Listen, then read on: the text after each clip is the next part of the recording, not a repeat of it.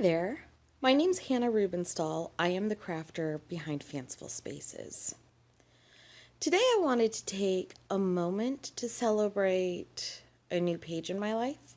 Um, a lot of changes have been going on, and I have been changing the direction and questioning things. And I thought I would invite people into the journey and see where it takes us. So to start with, I'm so sorry. I'm holding my phone. I could not find my tripod, and I just was in the mood to film this and to start this introduction, and I decided to just go ahead and take it. Second of all, sorry, I have a little friend here. This is my daughter's puppy, and he has currently decided that he's going to hang out with me. So here's my story. I've had many phases in my life. I had the kid phase, which could be broken up into living with my mom or living with my dad. I had the before school phase, like before I went to college, my college days, my nanny days, my card crafter days, my mom days, super chunk crust. What's it called? Crunchy mom? Yeah, crunchy, like granola crunchy, like Waldorf educated my infant and cloth diapered and extended breastfeeding. And so, yeah, crunchy. I had my card crafting days. I've had days that I didn't know who I was and I struggled with. And some of that has led to a lot of depression, and some of it has just sort of led me to where I'm at right now. So I am currently unemployed. I had a job that I thought was my dream job, and it turned out not to be.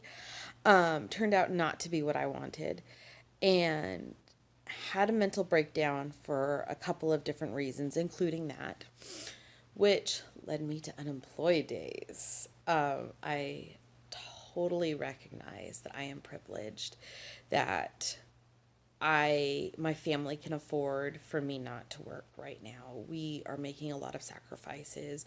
For example, we can't afford to send my daughter to any summer camps really. There's a lot of like going out and extra things. I'm actually learning how to budget because we can afford for me not to bring in any income, which means my crafting budget is now capped. It used to feel like it was unlimited, but even though it wasn't. But it means that I have the freedom to figure out who I am. And all of those days where I didn't know what I was up to and either was a little bit depressed or confused are kind of culminating to now. Sometimes I wonder if I'm having a midlife crisis because I'm 40 and I'm just now figuring out this. Things that were always important to me were a level of creativity as well as the sense that I need to give back and help fix the world. And I never knew how I was helping the world or fixing the world. All I knew was that my carbon footprint was larger than my helping the world footprint. And all I knew was that I wanted to be creative, but I had zero confidence in my creativity skills. I went to college, specifically a vocational school, where I learned technical theater skills and I specialized in scenic art. So I learned a lot. I learned how to paint really, really well in the program. I learned a lot about who I was, but ultimately I left being a scenic artist, a painter, because I didn't have any confidence in my painting ability. And I felt like I was faking it, and the amount of stress and anxiety that I had over trying to fool everyone into thinking that I was an artist was overwhelming. But it's always been in me, this want to create and do stuff. And now I'm able to figure that out. Now I have the time to figure out, how am I helping the world? I'm also taking the moment to figure out why throughout my entire life I have been as depressed as I am. And there could be a number of reasons. It could be childhood trauma. It could be a chemical imbalance. It could be that my brain isn't built right. It could be something I can fix, and it could be something I can't fix. However, what I can do is I can fix my understanding of what's happening in the future, and I can teach myself the skills that I need to help get myself through those super depressed moments. And I know that I can do this because when I had my mental breakdown, I used some of those skills to help pull myself out of it. I by no means did it alone, and I couldn't have succeeded without a large variety of people in my life. So I am by no means naive to think that I can cure depression or I can cure my depression, because I know it's not true. I just know coping mechanisms that work for me that may or may not, that I'm hoping will alter how these things affect my life in the future. So while I have that super awesome moment, this moment of not having to work and figuring out who I am, I have a daughter who's 6. She's amazing and she's fun, and she no longer needs mommy 100% of the time. And I can use a lot of figuring out who I am by watching her and seeing myself in who she is, remembering what I was like when I was 6. So, what that leaves, to make a long story short, very high-winded, I guess, long-winded, that's the phrase, long-winded. I've decided to go on an artistic journey of just doing whatever I'm inspired to do. And one of those things is to open up about what's going on in my world and my mind, because I've always been a very private person and I never share my innermost thoughts. And I've realized that isolates myself and that stifles my creativity and that makes me not happy. So I'm trying to get happy. I'm going to create, and I'm going to do art that makes me happy, that I envision, and I'm going to record it, and I'm going to talk my process through it. Maybe the mental journey that I was taking, or maybe me getting lost and trying to figure out a technique, or maybe me seeing the outcome and needing to make it happen. Who knows? So that's my journey. Today we are going to talk about that blue and purple painting up there. This is the intro to that as part 1 of a journey. And I have other stuff that we'll talk about. Ooh, that bright one back there too. I have other, tons of stuff in my head, on my work space, to just get out there and to learn and discover. And anyway, we'll be talking a lot more. But that was 10 minutes of intro almost. Let's get on to the crafting. All right, thank you so much for bearing with me. Have a great day. All right, here I have one of those canvas boards you can get at your big box retail store in the fine arts section. It's nothing special. It's store brand probably. And I am gessoing it with some Liquitex gesso. I'm using it both as a primer and to glue or adhere this lace that I have that I'm sticking on it. I really like this primer, or this I really like this gesso because it's really watery and it allows me to soak it into my pieces, especially this the lace pieces. Then I am painting my background. You can see I'm mixing my paint off on the side of my workspace. That's because I have a glass top table. It's actually, I have a kitchen table, and then I have the glass bit. It's just a cover.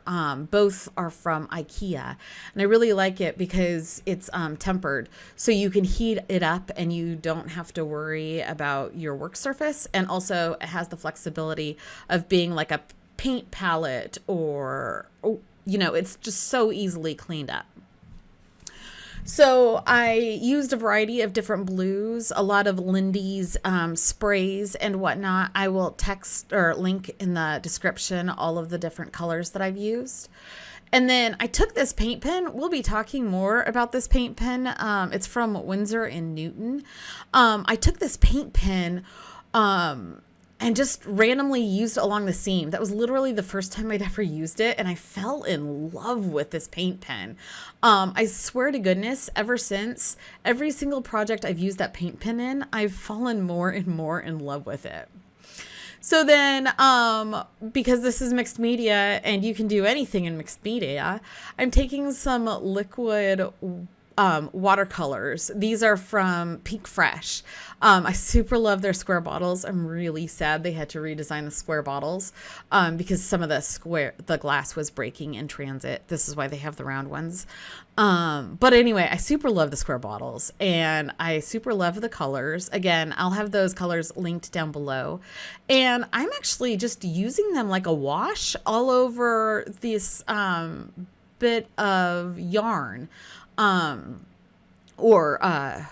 Not yarn, what is it? Lace. Just going for a nice ombre effect of different things and just layering and layering slowly until I get the look that I wanted. Now I am going to the base of the board, the rest of the board where there is no lace, and I'm using some Prima marketing paint. I am a sucker for all things shiny, everything. I feel like the crab in Moana. I love shininess. So of course I had to use some of this paint. I also love the Lindy's sprays because they're super duper shiny. So, yeah, in hindsight, I kind of covered a lot of the shine up, but it added depth in the next layers. So I really, really still like, even though I covered all of the paint up. At the time, I didn't know what I was doing. And then I pulled out these gelatos and I decided, let's just see what it looks like. And I was instantly in heaven and amazed. And it felt like the world exploded in front of me and all of this inspiration about how I'm going to utilize this medium. And I just went to town and it went to my happy place. And I just really enjoyed just the instant gratification of seeing all the layers come together. Now, I have these, so I had the project, I had the board done way before I knew what I was going to do with it. And in that time, out of camera, I adhered some gold flakes to parts of the lace. So I'm going to talk that more in depth in my blog post. So hop on over there. I'm sorry, at the time I wasn't expecting to record it. And then I had this brilliant idea that I was going to do a quote from a Dave Matthews song because I am in love with Dave Matthews. And I'm really very much inspired by the band's music. So Oh Joy Begin is off of the newest album, Samurai Cop, Oh Joy Begin, I think is what it's called. Oh Joy Begins, maybe. And I liked it. The song is talking about young love and birthing a baby and just letting happiness wash all over you. And maybe that's what I'm doing here with my life. Maybe I'm letting happiness wash all over me and I'm trying to find my happy place. And while I'm working on this project, while I'm doing all of these sprays and messing about with different stuff, I'll explain in the blog why I took the nozzle off of my Distress Oxide. So while I was doing all of this is what I was thinking and I was processing and just loving the layers of the different stuff that I was coming up with. So really, it's just me playing around with Distress Oxide sprays, water, Lindy's magicals Lindy's Starburst sprays, I think. Everything Lindy's touches turns to gold. And there's no rhyme or reason. I'm just playing and exploring what every layer is doing with each other. There's a lot of orange here because I totally thought I was going orange on the text. I thought I was going very contrasting on my text compared to the base of the project. So there's no rhyme or reason. I'll list in the blog post and in the comments or the doodly-doo most of the products that I think I used to help guide you on your way if you're interested in any of this. And I recorded a lot of me just playing around because I totally nerd out over watching how each layer transforms the project. And just, I really enjoy seeing what the water and the paint do and how they react. And hopefully you're nerdy like me and you enjoy this little extraneous bit of heat gunning. And if you don't, I'm really, really sorry. Just comment below and I'll shorten it up. But I super nerd out on it and I really kind of like it. So, I don't want to encourage people to use a heat gun if you're doing this technique, and especially if they don't have a heat protective space below. Even with the Ranger Heat It tool, it gets really high temperature, but it doesn't blow air around much. It helps keep that heat in one isolated area more than just spreading it out, and it moves your liquid a lot less than, say, your embossing gun, but it still gets really, really hot. So if you're doing a lot of wet sprays and you're super crazy impatient like I am, and you have to heat all of those layers, I definitely encourage to make sure that you have a heat resistant surface that you're working on top of. I think this is the final sheet of messing around spray that I did. I think I did an orange and a blue, and I had different ideas of where the text was going to go until I sat back and I looked at my orange and my blues papers that I had created and realized, what was I thinking with the orange? I want it to be really, really calming, and I wanted it to look cohesive and not clash.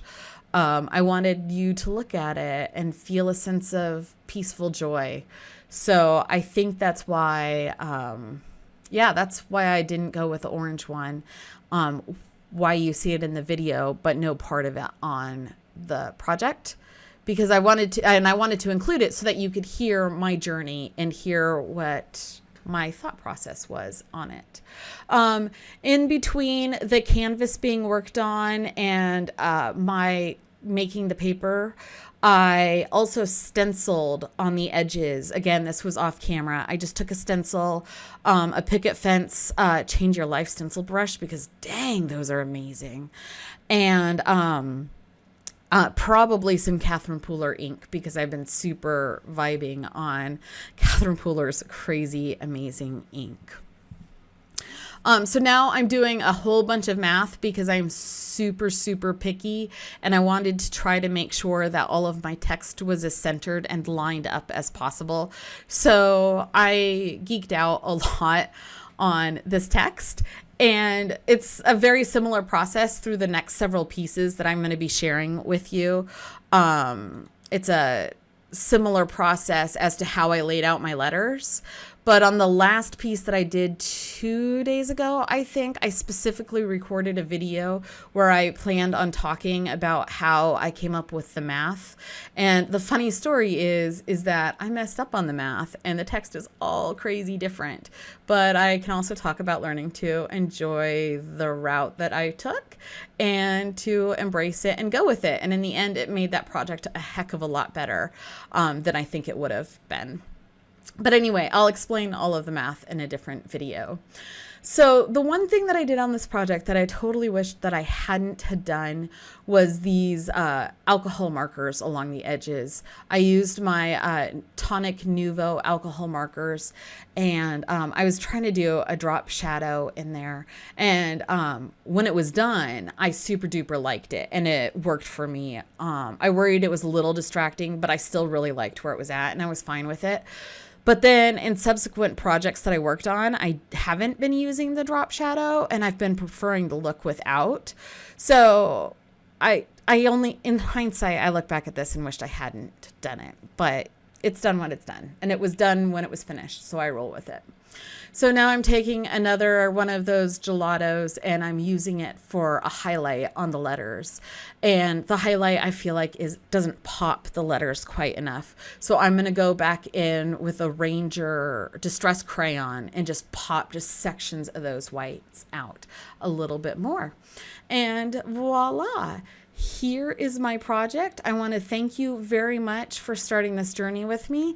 Hopefully it wasn't too terrible. And if you feel like it, like and subscribe, because I intend to do more of these. They're good for me, and maybe they're good for you. All right. Thank you so much, and never stop creating.